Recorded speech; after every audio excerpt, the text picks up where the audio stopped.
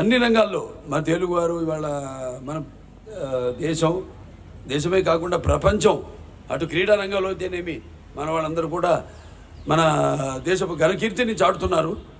వాళ్ళందరూ కూడా ఈ సభాముఖంగా అలాగే జనని జన్మభూమిష్ట స్వర్గాదపి గరీయసి, ఎక్కడున్నా కూడా వాళ్ళు మన దేశాన్ని వాడు పుట్టిన గడ్డను మర్చిపోకుండా వాళ్ళు తమ పుట్టిన గడ్డకి వాడు రుణం తీర్చుకుంటూ ప్రాంతపు అభివృద్ధి కోసం వాళ్ళు కూడా ఎంతో పాటుపడుతున్నారు.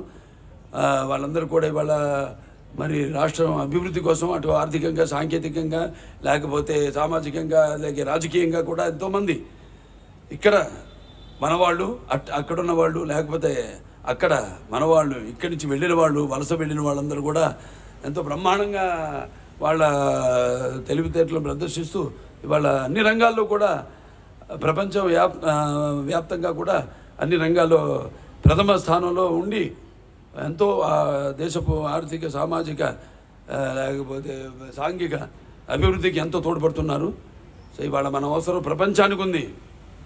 ఇవాళ అన్నిటికన్నా ముఖ్యంగా మనం ఈరోజు ఆలోచించాల్సింది దేశం మనకి ఏం చేసిందని కాదు, దేశానికి మనం ఏం చేస్తున్నాం అనేది. ఇవాళ మన దేశం ఇవాళ ఆర్థిక సంక్షోభంలో